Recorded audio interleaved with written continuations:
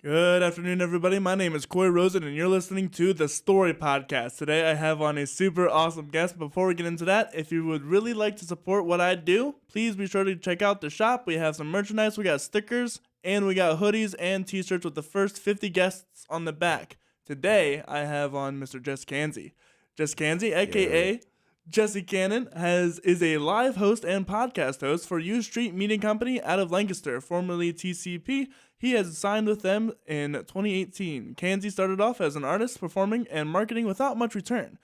Audio engineering came into play as an option as he realized he had to figure out how to get more money than he was putting out. Cannzie went to school for audio engineering, however, that didn't really work out. But it was always something that he really wanted to do.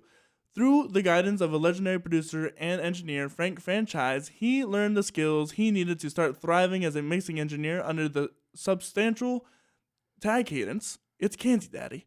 And this role not only brought him income, but it opened up the door for him to work with artists like Nova, Ekko, OTH, Cassidy, and many more. Cannzie is a personality without much filter on his tongue, which really opened the door for radio hosting. While preparing for an event in Philly to accompany OTH, Cannzie met the 610 radio owner through a local promoter. He was offered a spot immediately. His show started off as Coffee with Cannzie in the morning, but then the show ended up being called Boss Talk during the midday rush with another host, Savage K. Boss Talk opened the door to host many concerts for Casanova, Jim Jones, Gilly the Kid, Cypher Sounds, and many more. After a while, U Street Media took over Boss Talk, and Cannzie has been with them ever since. You can check out Jess and his projects on Instagram at Jess Cannzie Comedy, on Facebook, Jesse Cannon, and TikTok, Jess Cann's Comedy as well. How you doing today, man? I'm doing good, man. How about you? I'm doing pretty good. So what was it as a child, or what inspired you to get into the arts, to be a creative? What was it? You know what? Everybody always starts when they're like a kid, or I don't know. It's just I watched Michael Jackson's like American Dream. You ever see that show with the Jackson I have, 5? yeah. Yeah, I watched that as a kid. I don't know. I was a big Michael fan. Art and music was just something I always was into. So it's something it didn't really start when I was a kid. It kind of got into it more when I was like into my teens and things of that nature. I was just a kid when I was a kid, you know. I wasn't doing anything too spectacular or anything of that nature. Kind of got thrown into it as my parents when I was like 7, into like live speaking and stuff like that, and things like this, like church. You know, church. That's where it really came into. That's where everything really got started, to be honest with you, church. So what all did you do? When I was like a kid. Yeah. So when I was like 7, I gave this Daniel in the Lion's Den speech in front of like a crowd of like 200 people in the congregation. That was like the first time. I was like 7. That was that. That was that. That must be scary. You know, I've never been that guy. No. No, when I even when the shows now, I don't. It's not a matter of nerves. It's a matter of positive thinking, I guess you could say. I don't know. It's like I think about what can go wrong. Like, oh, what if the mic goes down? Mm-hmm. Oh man. You know, I don't think of like, oh, I'm gonna walk on the stage and like, 1,000 people are about to boo me. That's I don't think, you know what I mean. I worked darn hard. You know, I don't think that's about to happen. But Right. you never know. But I did like fraternity stepping in church when I grew up too. So I was growing up when I was like from 11 to 16. I did that. So we did that. It was a pretty big thing. You put yourself in big crowds, and then I played sports, so it's kind of like the lights have been on. Mm. So I don't know. It's just that crowds aren't really like my fear factor. That's great. You know, put me in a crowd of 10,000. Thank you. I'm blessed to be here. You know Fair what I mean? enough. So that's where it comes down to. So when did you start getting into the more creative arts? You talked about being an artist. Like artists, like music. Music, comedy, whatever. So music came into play more so when I was maybe 14, started rapping, I guess, or what I thought I was rapping, stuff like that. So that wasn't really always my thing. Production, boards was always my thing, like in the back of my head, but I needed a way in. And with no skill, everybody isn't messing with you. That's just what it is. So I had to really like grind my way in. I'm gonna be honest with you. I had to grind my way in. Started making songs, started trying to make beats, that was me through high school. I remember the first time I brought somebody from high school to listen to my beats. It was like, all right, bro. All right, bro. I'll see you later. I was like, oh man. My mom was there and everything, like, shh, gotta go harder. So that was the young ages, that's where everything started. I did that. I was rapping until I was about 24, 25. To be honest with you, I got caught up one night and I ended up doing like a 30-day stay in jail, and I gotta realize how to flip the game. I gotta realize I'm spending thousands on music video, marketing, people putting stuff on iTunes. How can I make money without being famous now? That's the game. That was the trick. I had 30 days to think about it. Trust me. I had 30 days to think about it, buddy. Yep. So I was like, overall, I went to school for the Art Institute of Philly. But I'm gonna be honest, I effed that up quick. Came right back. So I had to figure out what I was gonna do when I got home. I'm spending so much money on music, rapping. I got a studio. There's 2 studios in my home at the time. I'm gonna start mixing music again. I'm gonna try to get into the mix game and the production end of it to get money back. Now, I don't expect to make thousands right away. It's just kind of how life played out that got me my shot. You know what I mean? So that's how that played off, from going to rapping to producing. I also had a group at the time, like we was a mass of us. So probably at the time, like 8 of us. I didn't need the rap. We needed a producer. We needed somebody who's gonna push the back end. Hey, yo. But hey, yo, sir. But that's how that played out, to be honest with you. Long story short. So that's what the rapping transitioned from rapping to like production. Then the whole it's Cannzie Daddy thing. That's funny how that played out. So was it a bunch of just learning on your own and trial through fire?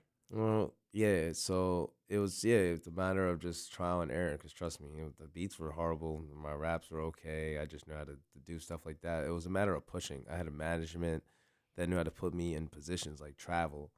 Staying in the city, people want their city quick. People are more followers than leader. It's a whole like a neurological programming thing. Like you move out the city and you start making moves. It's a facade to social media, so you'll see it. You'll say, "Oh my God, he's in Ohio performing, huh? He's in Philly performing, huh?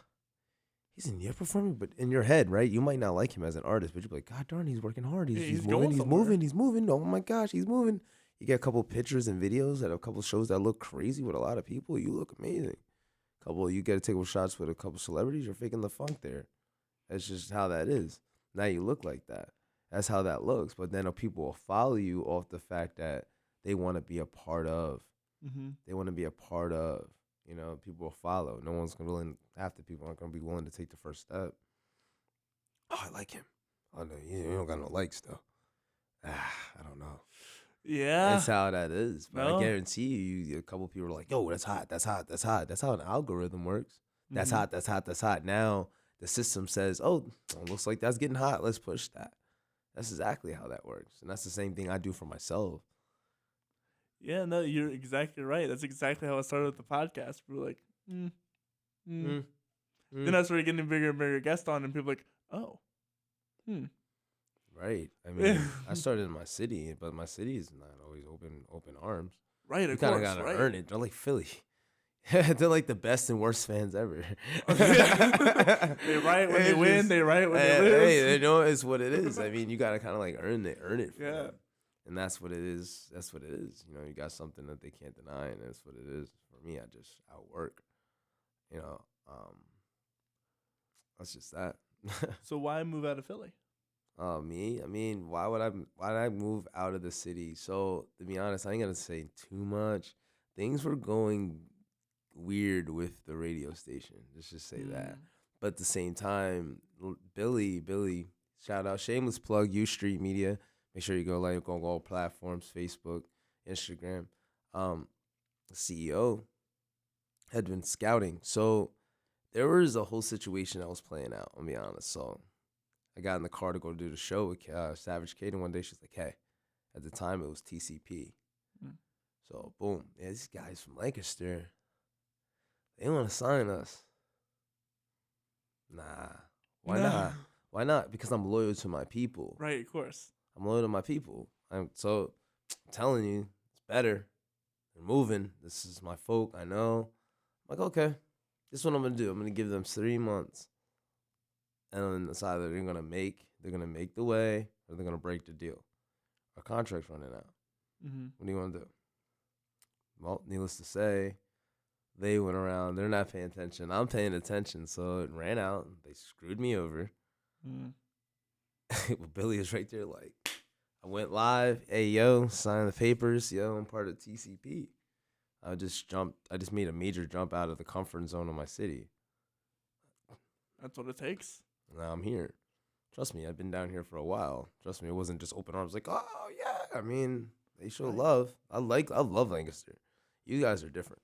Yeah, it is. It's different here. It's different. I mean, I always gonna love my town. Don't think I don't love my town. Oh, of course. But I love Lancaster too. And I mean, my whole network's here. U Street's here. Comedy here. Everything's here for me. So, I mean. And it's relatively open. It's very clean. Very clean. Very clean here. Very. Well, yeah. And it's all. Correct me if I'm wrong, but it's also open arms almost. It's very. If you're whack, you're still whack. I mean, if you're whack, you're whack. I mean, of course, that's how it's gonna be. Hey, but I mean, they'll give you a shot. Yeah. You know, they give you a shot. Let me see what's going on here. And I mean, that's at least what I see. I see more. More. Let's see what you got here. You know, so I can respect that. Yeah. I can respect that. So what was it like working your first that first radio?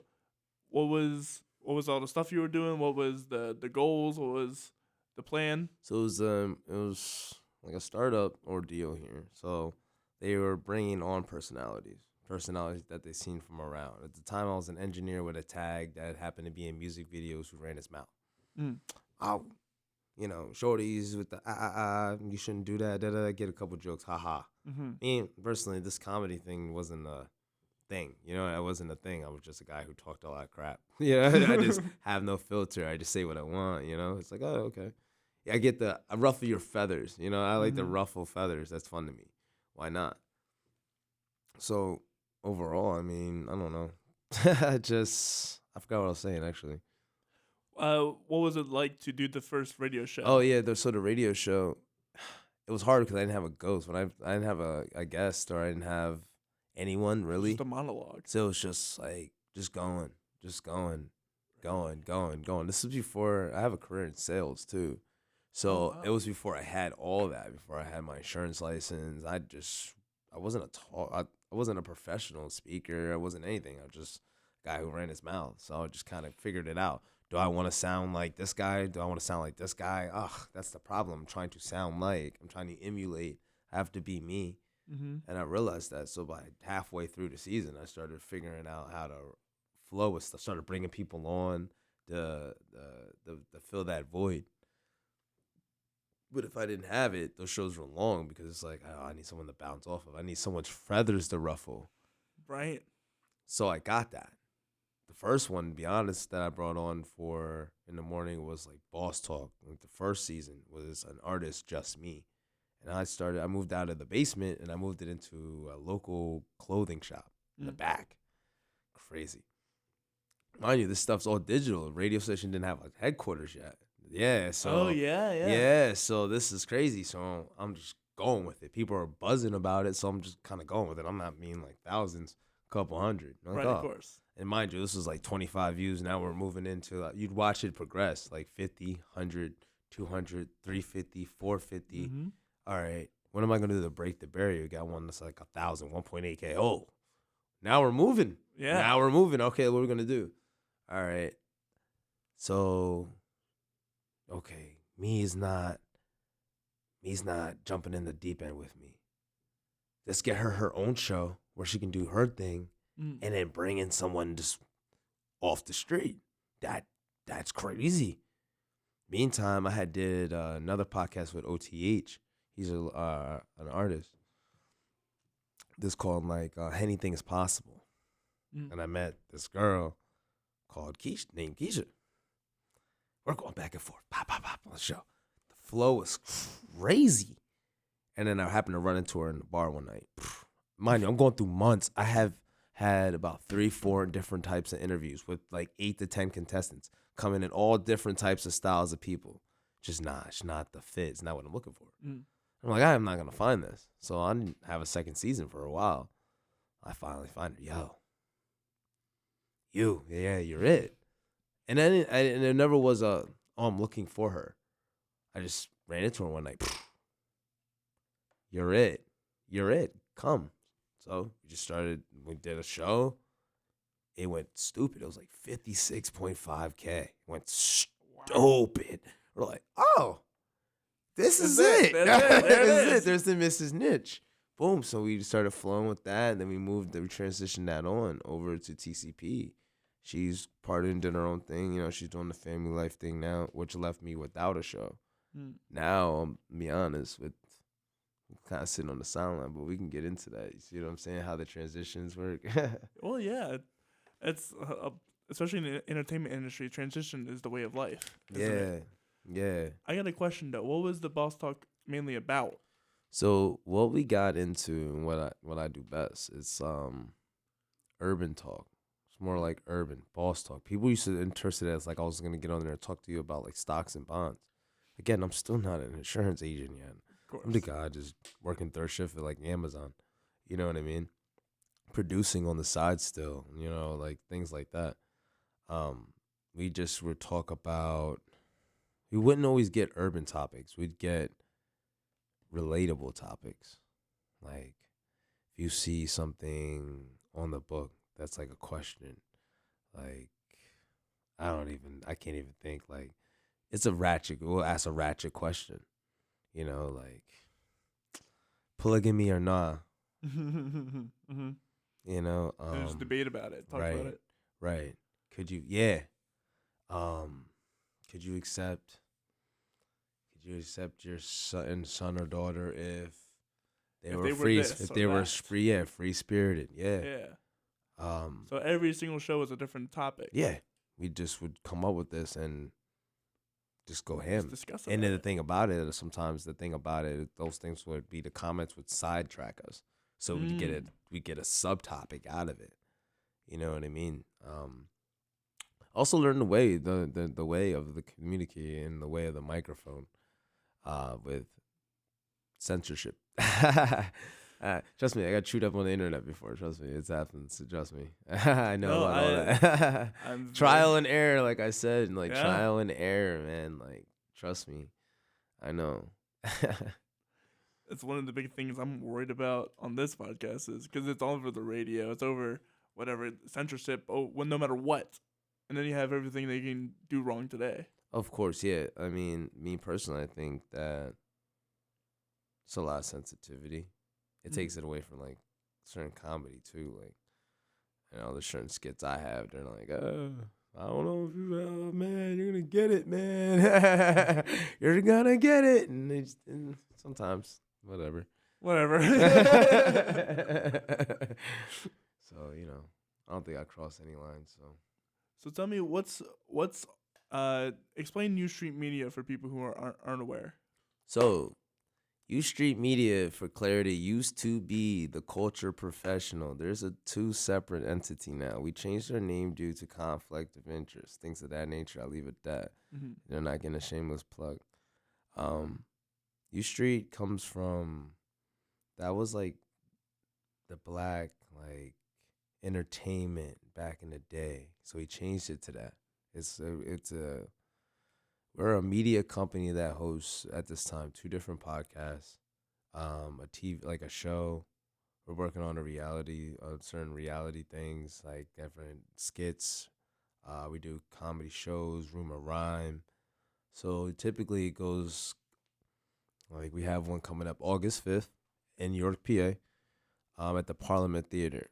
So that's going to be some of the best comics out of the tri-state area will be there, hosted by me, Hollywood Bonnie. She's also a personality as well. We'll be there live and direct. We host those. We do them at Zootropolis Theater as well. Sure, downtown Link. That's what I want to. Yeah. Yeah. So boom. Cypher Sounds. Right. We brought Cypher out. Shout out to him as well. He called me. It looked like a school shooter.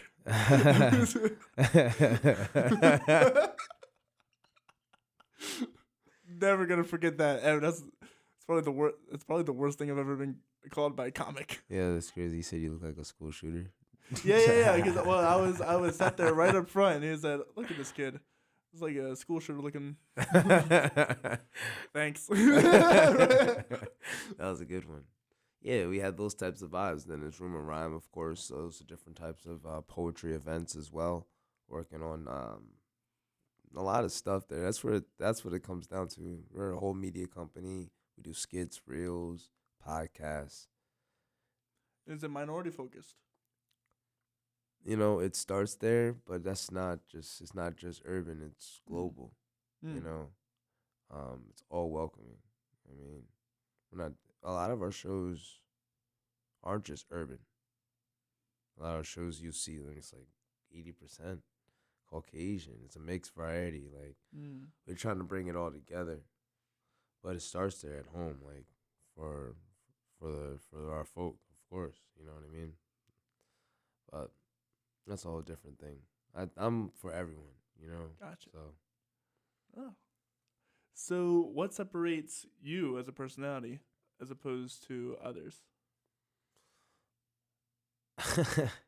to be honest, I'm just me.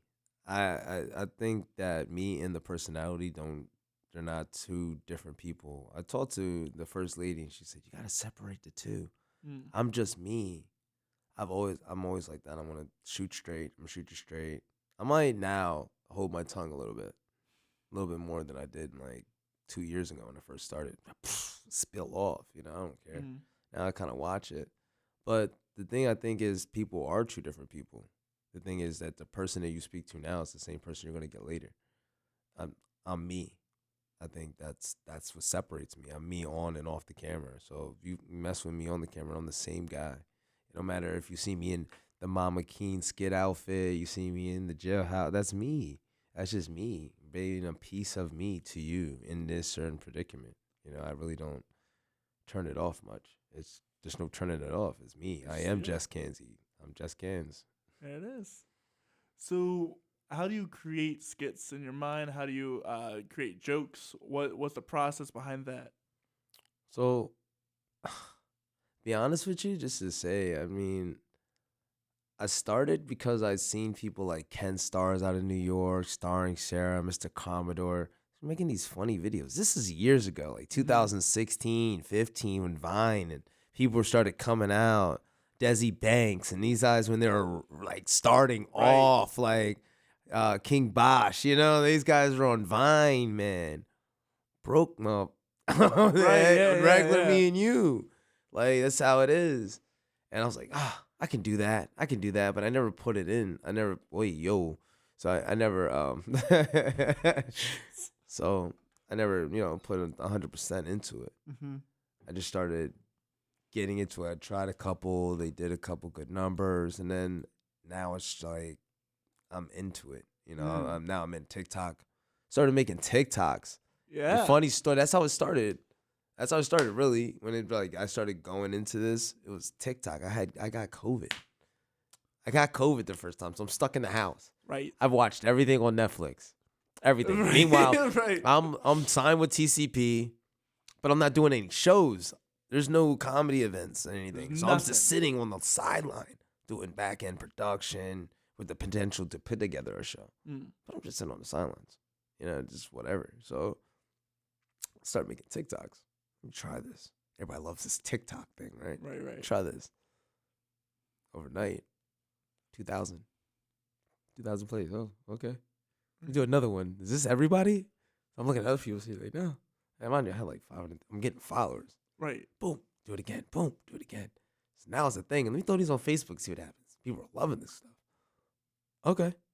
I'll try it again. Just finding your niche. Next thing you know, now I was like, oh, they're expecting me to do this. So I'm like, all right, now I'm going to be the guy. I guess I'm going to be the guy who does these guys. So now it's just, I used to think so hard, like, what can I do that's funny? What can I do that's funny and put it together like a King Bosch reel or, I didn't have that.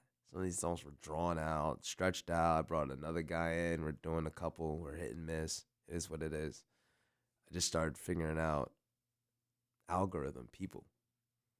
Quick. Like, however you can just make your own custom niche. These are quick. My girl can take a shower and I'll be done. Like that. That's Really? now. Done. Done. Like, done.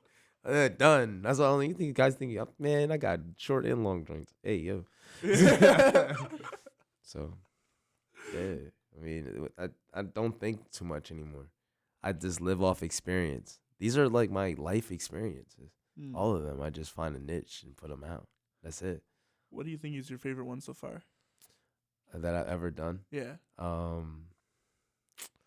Probably the broke rappers in the studio. I think that was the funnest and the most natural one I think that we've ever put together. Overall, it's done crazy numbers too. It's done like 13K on TikTok and then some other numbers somewhere else and stuff like that. I think that's probably the funnest one I put together so far. Why do you think's that? The way we put it together was crazy. So I don't know if you ever heard the song "Rags to Riches." It rings a bell. Rags to Riches. Yeah. So I'm in the bar with my boy after work one day. So we're in this dirty bar, bro. His bar is not it. So, but the drinks are cheap, so whatever. So we're in there. So the song comes on. So I turn "Rag to Riches," and I'm just thinking, I'm like, raggedy. And I'm like, bro, I'm gonna do a parody to this. Nah, yeah, I'm gonna do a parody to this. Long story short, I call in my videographer and one of my closest friends, Jalil. Ask Lil on Instagram or TikTok. I could definitely shameless plug. I'm like, yo, I'm gonna do this "Rags to Riches." I'm telling him we gotta put the verses together. Now this is fun. So he's a rapper. Like, he's probably one of the most hands down talented rappers you're gonna ever like come across that's not signed. You know, like this guy can put it together. Trust me. You'd be like, wow, I never would have thought of that metaphor. That is crazy. Yeah, he's that guy. So when we're sitting there, first he starts putting together words. You know how I'm like, nah, it's too much. It's supposed to be funny. So I go out into the kitchen, smoking. I'm like, yeah, okay. And then we just come back, and I'm like, yeah, he's raggedy bonehead project with the food stance on limit, put dad in prison a little bit, buzz for me. Like, but he's like, what? I'm like, yo, that's it. So we put it together, which made it fun and natural is that I didn't tell him how we're going to do it. He's like, how are we going to do it? So that's what we did. I said, put your phone like this, and you're the mic. He's like, so just whatever I say, go with it. All the way to the mic, and then we'll stop and ravine. He's like, all right, come in. All right, yo, yeah. He just went with it. It just was perfect. Boom, boom, boom. What I swung, he had a hit. He had a hit back. It just went perfect. First take. Yeah, improv. Wow. It was the perfect improv. But I've been friends with the guy for dang near 10 years. So I know exactly what you're going to say naturally. Yep. I'm banking on you playing today. I'm banking on you being you today. Just play off, and it's going to play perfect. And people are like, this is gold. It's gold. I don't think I can do like parody for every song, but that was the one. And when you get an idea that's good, yeah, go for it. Yeah, that's the thing. People sit on lifetime of ideas. Lifetime of ideas. Like, oh, I hear it every day. I wish I would have. Man, whenever I get this to do this, right? I don't hear that. I just did a thing that they got going on Facebook the other day. Like, I just posted what people are like in downtown Reading at 8:00 in the morning. I just thought of this idea. Like, yeah, the itchy itchies at downtown. That's what downtown Reading's like at 8 in the morning. I just post it. Boom. What happens? Goes gold. I just see what happens. I'm not the guy that posts and then sits there and watches it. Watches the numbers. Watch the number. Rise. I go about my day. Yeah, I go about my day. You know what I mean? Surprise me when I come check it in noon. Yeah. You'd be surprised like, oh, okay. That's it. But out of everything, this is the most fun. And Instagram pays me, so I can't be. Really? Yeah. So yeah, I get paid for How'd for that that start reels. happening? Is it like ads or? No. I get paid for my Instagram reels. I'll show you. Like, Really? yeah. So, all right. So I thought it was a scam. I'm not gonna lie. So I would too. Yeah. I'm like, okay. So we've done a couple shows, but I'm doing skits on the regular. You know, Right. at least 2 a day. But I'm posting them TikTok, Facebook. I'm just going crazy, which I've stopped doing so much. It's kind of like the Instagram goes to Facebook, and then TikTok. If I don't post it from TikTok, I just do them whatever order I want to. I'll be honest with you. So I go to my email. They're like, and then Instagram, you're eligible for monetization or whatever. Sure. Right. Yeah. Yeah, okay. Right. Check this email. Boom. Go to my page. It sends me to my page. Boop. I'm like, well, they're getting good. Yeah, these scammers are they're good. Yeah. Oh my God. This is how people mess up your Instagram. So I'm going through it. I check it. I'm like, yeah, whatever. Whatever. You're eligible. Apply. Boom, I apply. Comes back. Yeah, you're eligible. Bing, this is what you can do. So we'll pay you per play for 30 for per play from the date starts from here. You got 30 days.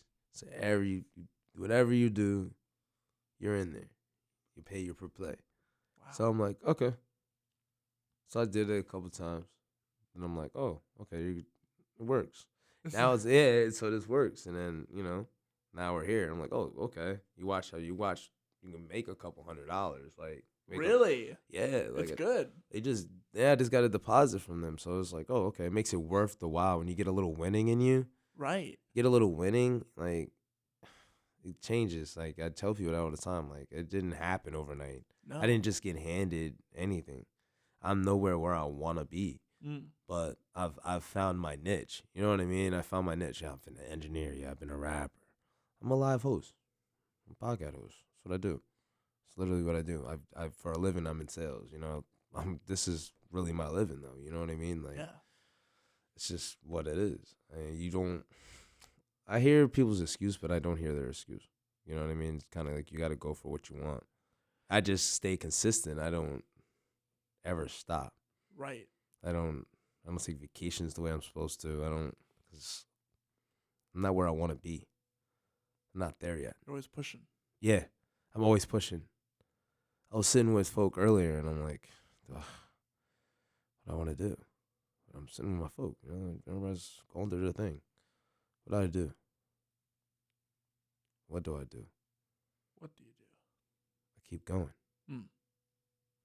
Girls look at me like I was crazy. Girl look at me like I was crazy. Listen, no one's gonna blame you. No one's gonna blame me if you took the day. No one's gonna find it. No one's gonna judge you. I'm judging me. Right. I'm judging me. That same man's the man I looked in the eye and said I was gonna make it. I'm going to make it. That's just it.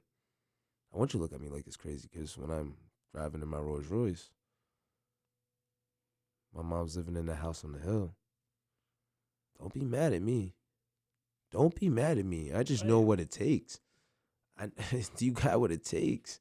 People want the championship game, but you don't want. Look at Steph Curry. Do you ever see his drills? What do you think this is? Right. Do you people just handed this stuff? No. Do you think I'm the only one making skits?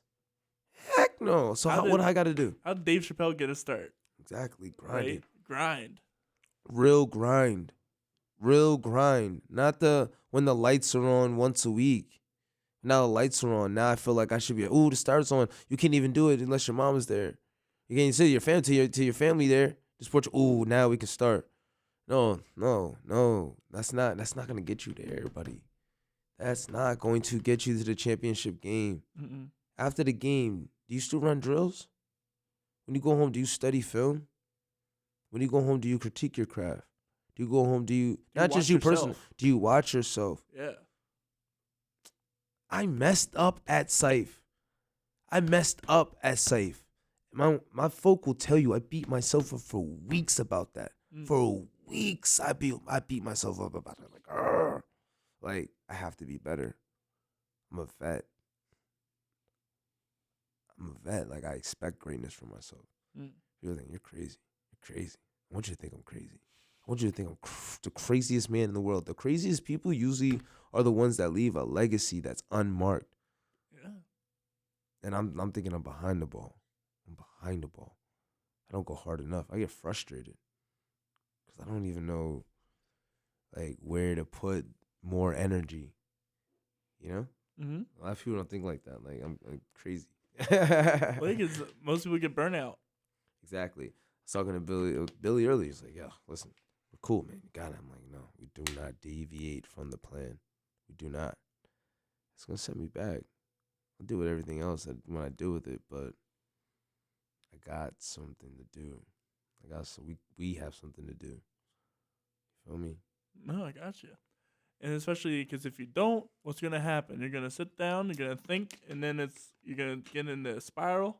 I'm not the guy that's gonna want to sit back at 40 and say, "Oh, sit back at 50, 60. Oh, I wish I would have. Only if that didn't happen. Oh, I took that day off." No, I want you to be my opposition, and then when that trial comes to you, you take that day off. You take that day off. Do it. No one's gonna judge you. No one's judging you. But I'm now 100 steps ahead of you Right. because I was walking the whole day. I was up at 4 a.m. walking, running, getting to it, grinding, and you were still sitting there. I'm still getting to it. It sounds sick. I know. I hear it. I can hear it right now. Oh, sick, man. This guy's crazy. Yeah. Well, it's just the truth. If you want anything out of life, you want a promotion, you're gonna have to outwork your coworkers. Yeah. You want great things in life? Think you're just gonna go to work 9 to 5, clock out, go home, kiss your little dog, tell your wife you love her, sit down at dinner, watch Jeopardy, go to sleep, wake up again, wake up late on the weekends, drink beer, waste time, and you think you're gonna freaking get it? Right. You think that's gonna come to your lap? You want the new Ferrari, but you don't want to put in the work. I'm putting in the work. And the sacrifices. It kills me. I have a whole 7-year-old. I have a 7-year-old. I see my son. I feel like, oh God, I see him enough. I'm driving crazy. Now I have to super make sure this pays off. Can't do all this and then flop on my kid. That's flopping on my kid too. No. Absolutely not. Absolutely not. He was with me the one day. He had to run with me the whole day. It was recent. I was like, this is not right. We're not done working yet. This is not right. That's what he's like? This is not right. He's like, this is not right, man. He's like, this is Daddy got long. you. This is crazy. We've been up for a long time. Don't stop. Yeah, but you're going to see it. Yeah, it's going to see, So. No, I'm with you. Because with the music, it's the same thing. If you don't practice every single day, Exactly. you ain't going to get better. Exactly. You seen that one movie with the drummer? I forget what he said. He said, listen, he told his girl, I have to break it off clean now because, listen, I just want to be the best drummer. I mean, overall, you're going to start resenting me for on time. You're going to want me to spend more time. And I'm just focused on one thing right now. And I'm focused on just that. I'm creating content. I'm trying to put on the best shows I can. I'm trying to network. I want to expand. We're in New York. Trying to take this whole tri-state. I want us to be the best media company. I want to be the best content creator. I know I'm the best content creator in my city. And I know I'm probably going to get some lash for that. I don't care. I'm the best. I'm the best. It's just what it is. I'm going to be the best moving forward in other areas. I'm the best there. I'm going to be the best in Link. I'm going to be the best. I have to be the best because I have to win. It sounds crazy, but I don't care. That's the mindset you got to have. Yeah. Every time I put the camera on, I'm the best. Every time I step in, I'm the best. I'm stepping on stage, I'm the best. I'm the best host. Yeah, I messed up. I'm still the best. I'm better than you. I have to be. And if I see in my heart that I feel as if you're better than me, I'm learning what you do. That next time you see me 1-on-1, I'm better than you. I have to win. It's just that's the mentality you have to have. Mamba mentality, R.I.P. Like, I get up at like 5:30 every morning and I'm watching videos. I'm watching those videos. Not scared. I'm watching like those videos. You need to hear that. If you don't do that, try it. Try it. What time you get up in the morning? Oh, me? Yeah. Oh, jeez. Usually 8 o'clock. I know. You know what time most radio hosts are at the AM shows? They're up at like 4 a.m. Up 4 or 5 in the morning. They're up. They're getting to it. They're getting to the news. They're getting to what's up. They're getting to it. You got to get to it. You see how much more you get in your day. Oh, I don't doubt it. You'll see. You'll see. I'm telling you. How long do you stay up? I'm up all day. I'm up at 5, at least 4 or 5 in the morning. I'm up. I'm at when do you work. go to bed, though? I go to bed at like 1 in the morning. 12, 1 in the morning. Then I'm up again at like 4 or 5 in the morning. I'm on it. I'm like an I want it like an addict, Corey. They're not out working me. It's just, it's not happening. What? You got what? Corey got up at what? What? 3 a.m. I'm up at 2:30. I'm up at 2:30. Getting it. I'm pulling 48 hours straight. Exactly. We worked in the same office, and I knew you came in at 8 o'clock. I'm coming in at 7 o'clock. Coming in at 7. Why? Because I'm ahead of the game. Because I got to be ahead. Got to win like that. You got to be like a hunter. Like, and that's how it is. Once I got my niche with it, and I realized that, I was like, all right, this is it. This is it. Okay. That was engineering. I had to be the best in engineering. That's why I threw a tag on my stuff so people knew. That's me. I did like the first 50 sessions for everybody for free, Corey. I was like, hey, free, come on. Yeah, me. Come to me. Yeah. Your song went viral. $25 an hour. 50 a mix. Now we got a flow. Now people know who I am. Ooh. It all came down to just someone going ghost. Frank went ghost. He called in, like Tom Brady, called in the backup quarterback, the intern producer. Hey, you know how to work them boards, boy? Yes, sir, I do. You're up. And I never looked back. No, that's something I've learned a lot in the music industry. If someone asks you, can you do something, it's yes. Yep. If you don't, I'm going to learn. You learn. I'm going to learn right there on the spot. Right? Right there on the spot. I never hosted comedy. I hosted rap shows. I was a rap show host. Yeah, you ready? Yeah, you should be wearing those shoes. Quick little niches in the crowd. Got a shot. Billy's like, yo, I'm doing this TCP last, man. We did the other one. I'm missing something. I'm throwing you in the ring. Throw you in. See what's up. Okay. I'm like, I never did this before. Blew the roof off, sold out. I was like, oh, yeah, this is it. People like you, too. It's a good bounce off. Yeah, I love working with Bonnie. So that's where we're at with that. I mean, what is the difference between hosting a rap show and a comedy show? So when you have comics, you don't want to be. You're not the comedian. I'm a skit comic. I do funny niches. I'm not a stand-up comic. You know, I never did stand-up. I host stand-up. So it's kind of like introduction. It's kind of more, to me, it's like laid back. You have a little funny niches, but you get the next person on stage to keep the show rolling. Rap shows are a lot more hectic. I can imagine. And they're hectic. Rappers are complaining. Rappers look at your host like he's the guy, the promoter. Really? Yeah, people who are like, it's crazy. Like, rappers like, nah, man, why you got me going number 4, man? Man, here my folk ain't even here yet. The whole time, folks like 3 people. It's like his mom, his sister, and his like other baby mom.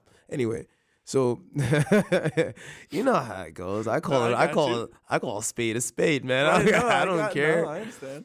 The whole time. So you're waiting for your mom to show up? So she can put this on your like birthday cake or something. Like, what's going on here? Put like, it on the fridge. Yeah. So like, what's up? Like, And, rappers, their egos, they get crazy. The show sometimes isn't organized. Their music half the time isn't right.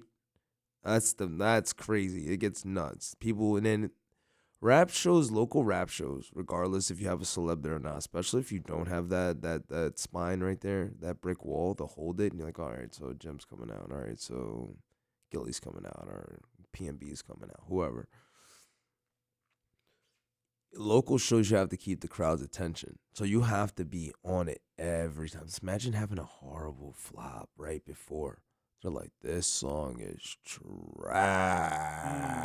This performance horrible. They're like,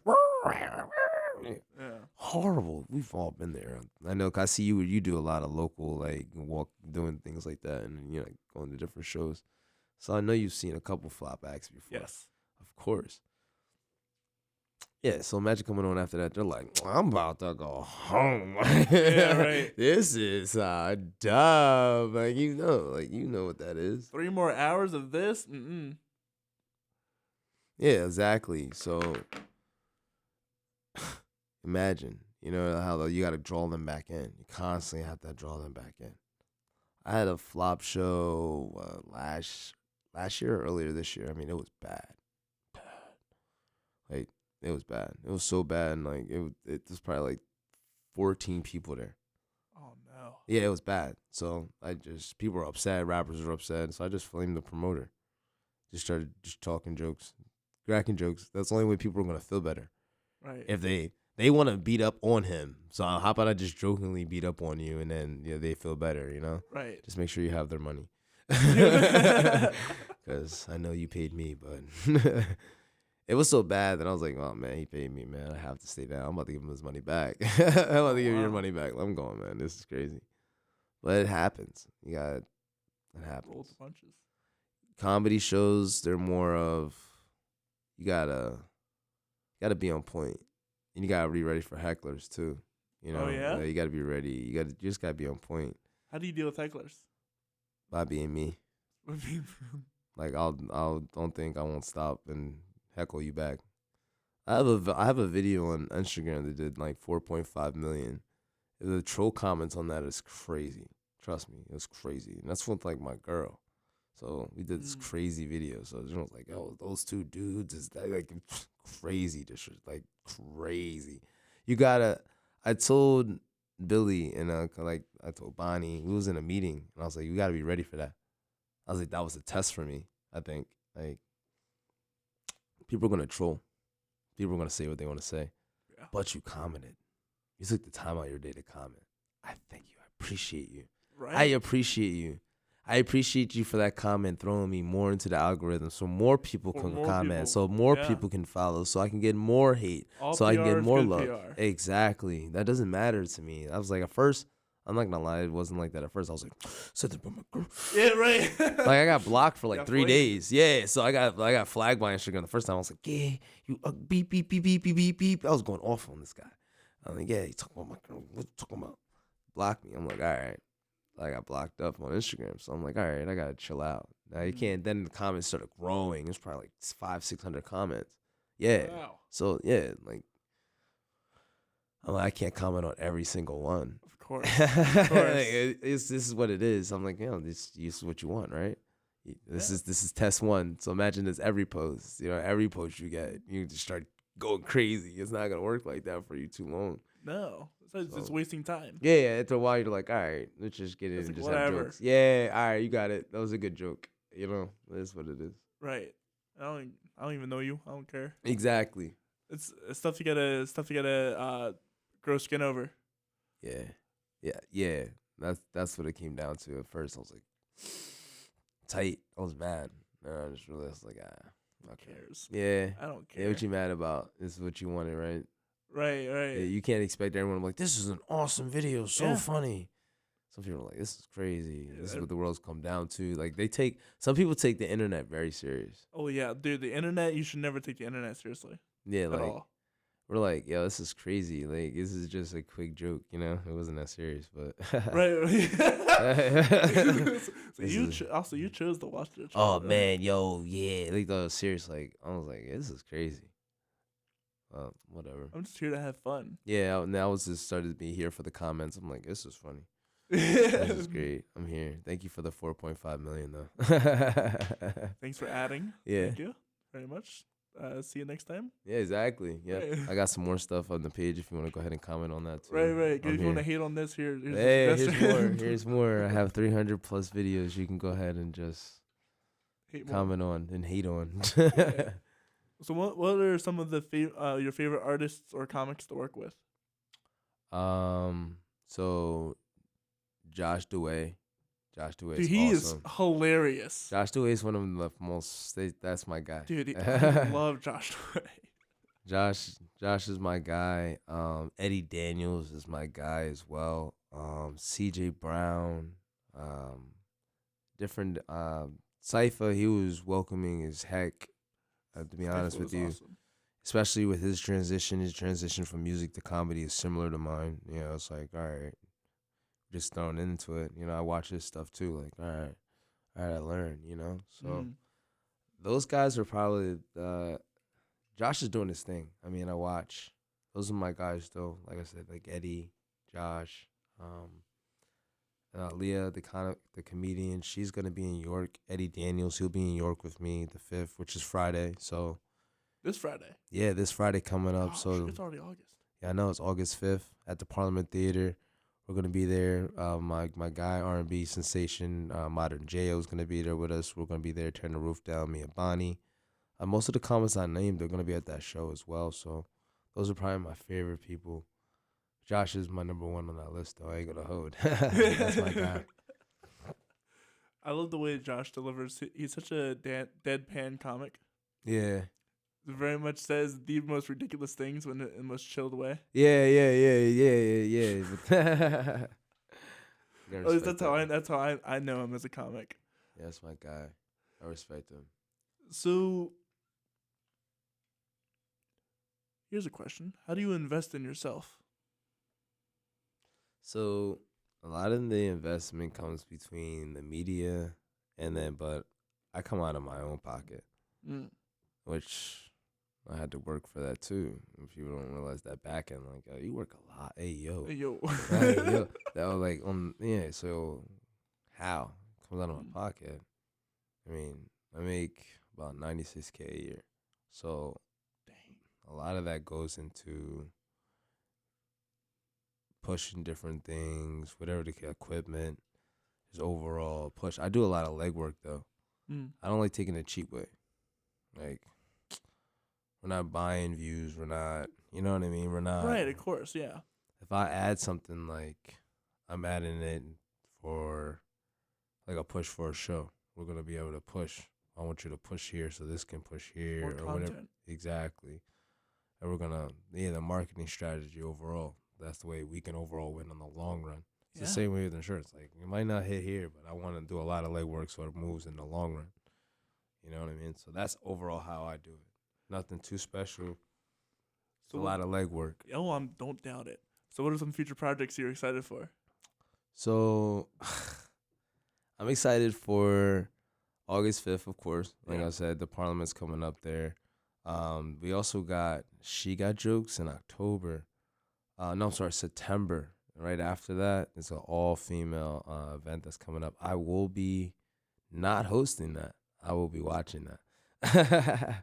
I got a show that's coming out. I want to be honest here. I got a show that's coming out. I don't like to say too much. All right, but we're working on some crazy graphics for that. Just get that taken care of. So it's going to kind of be like a spinoff from my reels. We're going to put it into a TV form. We're going to make that happen. Providing another show on the network, of course. So it'll be On Site, Say Less, Queen's Table, and then Your Guy. That's going to be done relatively shortly. So those are my biggest things. My own show, get my own show back. God, I need that. I need to have that back. So here's a question. Being black, how has that affected you in any positive or negative way? You know what? No, I'm just No, it's funny because I just had this conversation with like a family member, like about oppression or being black? That's a good question because in my head, in reality, we're in 2022. Right. It's something that's it's normalized. I know. Oh, hey, it's normalized. It's just what it is. I don't find that as an excuse. Mm. I don't.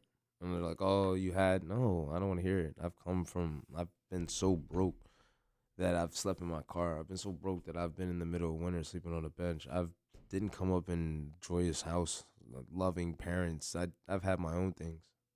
You know what I mean? That's a whole different discussion. I think that should make you go harder. I don't care what color you are. I'm gonna outwork you. Oh, your dad has $1 million? You got this set up?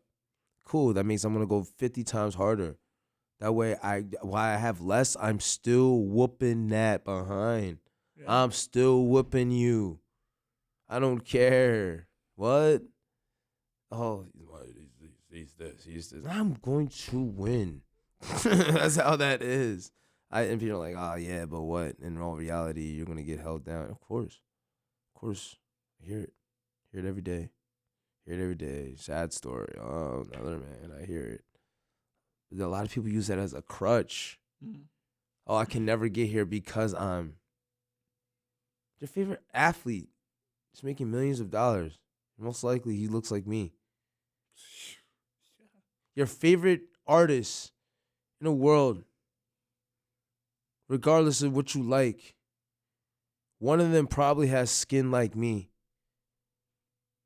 Those guys that you think are all tech, you think they all look like you back there? No, there's a guy that looks like me. Because there's a guy that made it happen, regardless of his color. I don't want to hear that in 2022. Oh, I'm messed up, man, because my grandma was on Section 8, man. I'll never be nothing. That's what you choose. It's not because you're a color. Because you're choosing to allow that. I hear people all the time on the phone. I'm happy. I've been at Dollar Tree 25 years. What the beep? What? You're happy with that? That's cool. That's cool because it's cool, ordinary people. That's fine. Yeah. Everybody has to do the job. Everybody has to do something. That's fine. That's not me judging them. That's not. But the settling of thinking, that drives me insane. That drives me insane. Not to want more for. You know, like, oh. I don't hear that. Like, you know, how does that? I don't care about that. I get who I am. I know it. I get it. I'm looked at a certain way. Like, come on, bro. Right. Come on, man. You see me, man. I'm 6 foot with dreads and massive tattoos. Come on. I don't care. I'm still going to outwork you. Smart. If you're smarter than me, I'm going to get smart. You read 2 books today? I guess I have to wear 3. 5. I guess I got to do 6. You know what I'm saying? Yeah. That's how it is. No, I'm with you there. That's just it.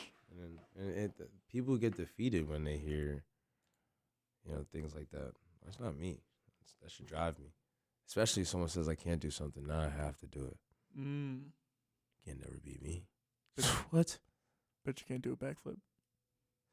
Yeah, I'm too old for that, though. See, that's smart. You got to choose your words, you know what I mean? I bet back in the day, yeah. Now I got to think about my stock and my worth.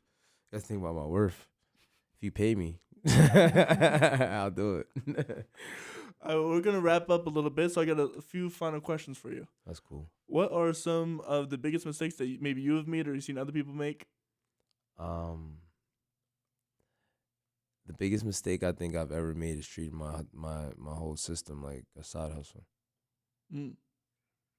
People look at your business like a side hustle then. And I mean that. Like, that's probably overall the biggest mistake I've made, which cost me time. Lack of consistency has also cost me a lot of time. Those are probably the 2 biggest things.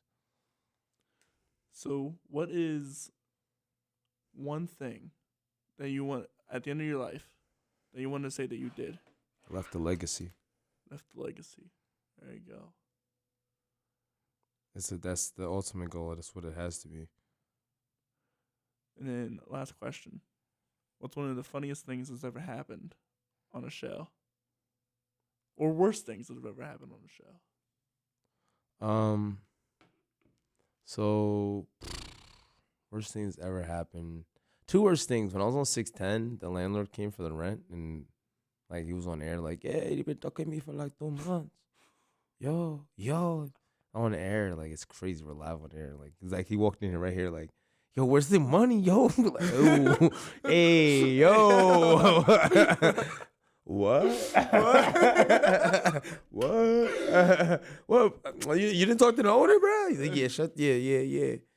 And probably the second craziest thing that I think I ever did was when I went to do the sponsor. Like I was like, yeah, I had the whole day was crazy. That whole day for Syph was crazy. I had left my shoes for the show at home. I live in Reading, so I had to go all the way back. Like my beaver got some burn that day. That was crazy. And then came back, I was all messed up like that whole night. I was like, I'm messed up. So I'm looking at the promo like, oh. So I'm thinking we used to do this, the realtors, and then there was home healthcare. I'm thinking that was the realtors. So I'm like, yeah, I do this whole thing. And I'm thinking 2 minutes before. That's how the skits. Like I think about that. Yeah. Boom. Here we go. She's like, I'm like, no. She's like, yo, that's the wrong drone. I'm like, no, son. Shh. Took the wind right out of my sails. Like, crazy. Those probably the two craziest things that I'll never forget. Like, I remember that one. People were trolling us on the live when they do walk things like, you need to pay your bills. Yeah. I'm like, oh, man, this is embarrassing. Embarrassing. Those are the two most embarrassing and like craziest things that I think I've ever been into. Yeah, but that just builds you. Yeah. That could never happen again. Yeah.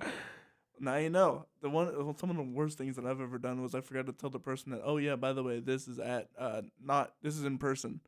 Oh. Not on the phone. Oh, wow. Yeah. And I was like, So he called you at this time, like, yo. Well, he texted me before. So what are we doing? Are we doing a Zoom call? I'm like, oh shoot, I forgot. Yeah, dang, that's crazy. Yeah, but thankfully it all worked out anyway, in person, all that jazz. But still, that is embarrassing. It's so embarrassing, especially if since but you're getting it early though, so yeah. You'll figure it out. Yeah, I'll figure it out. At least I wasn't. Trust me, you're doing this. I wasn't here at a couple months. Trust me, I was like, I had like one of these mics. Like, yeah, bro, we're gonna go ahead and we're gonna share this mic. I was using my studio mic, like, and I was bringing it down. Still had the chaotic eyeball on it and everything. It was crazy, man. So trust me, I was trying to make it work however I had to. No, it's one thing I must say. I'm really happy to have this at my disposal. This is. I wish. Incredible. Yeah, I know. I'm really blessed to have this. Yeah. So what you gonna do with it? That's the question. Nah, it's I'm no gonna question. build. Yeah, that's the right answer right there. That's the right build. answer.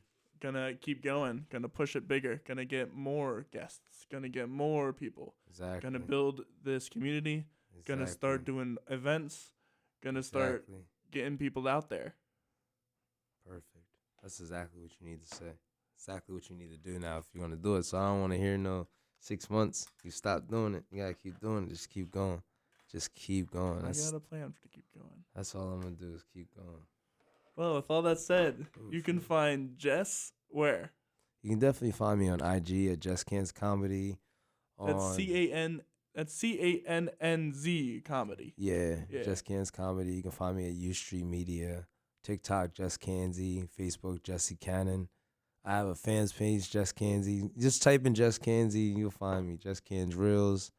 I'm there. You can find me. I'm pretty easy to find. So check out their event, August 5th. Exactly. So before I go, I'm going to go ahead and plug up. As you know, August 5th, York, Pennsylvania. We're out there. Hollywood Bonnie, Jess Cannzie. One more time, U Street Media. You already know U Street rocks the world. We're bringing like 5 of the top comedians in the area.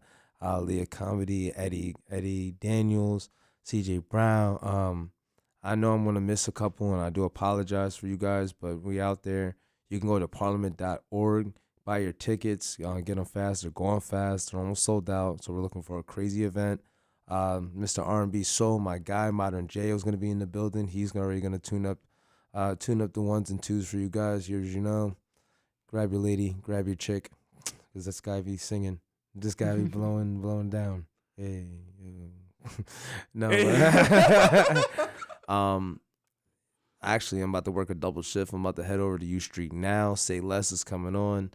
You'll see some promo for us dropping that in a little bit there. Other than that, Corey, my guy. Yeah. Appreciate you. Yeah, man. With all that said, if you liked this episode and you want to support what I do, please be sure to like, subscribe, share with your friends. If you can follow us, just search up anywhere The Story Corey Rosen. You'll find me anywhere you look, Spotify, Apple Podcasts, wherever. If you want to keep up to date with all the guests and events, please check out our Facebook. That's facebook.com/The Story Corey Rosen. Tomorrow we have another guest. We will be having Jen.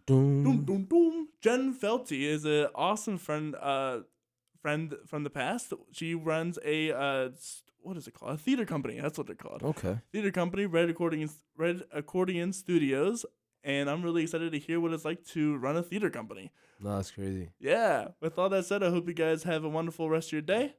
See you guys tomorrow. Bye. Hey, deuces.